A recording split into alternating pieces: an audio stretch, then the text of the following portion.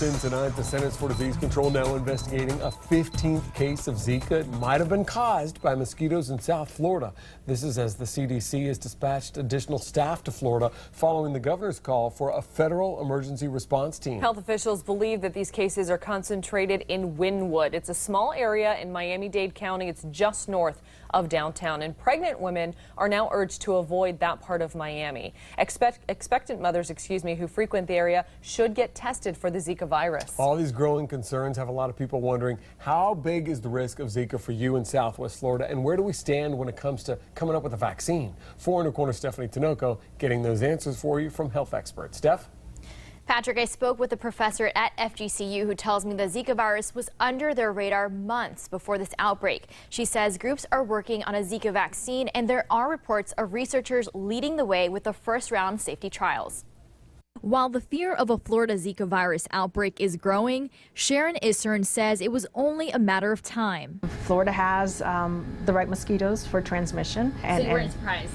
No, not really surprised. Isern is a professor at FGCU. She's been studying the dengue virus closely related to Zika that can also be contracted by mosquitoes long before Zika made it to the States. We had Zika in our laboratory for studying purposes before the first infections were reported in Brazil. She tells me outbreaks in Florida are more likely to happen during wetter months. She believes the Zika virus could soon cease. It may not take a foothold if it sort of follows the same pattern as dengue virus has followed in the past. But should you worry? And how at risk are you really? It's not like HIV that you're infected for life and the virus stays with you. It's like the flu, your body clears it. The biggest concern is for pregnant women. The virus can cause certain birth defects like microcephaly.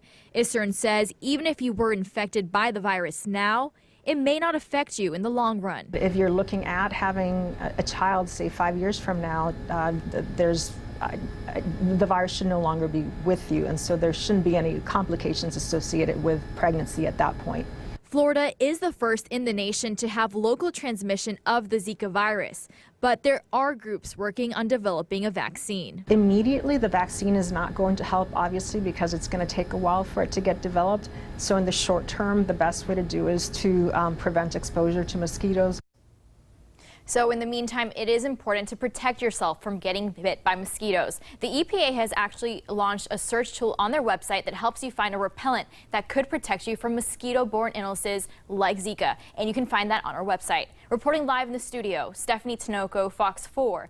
In your corner. All right, thank you, Stephanie. We do want to point out hundreds of people live in the Wynwood community of Miami, which is considered ground zero for Zika in the United States.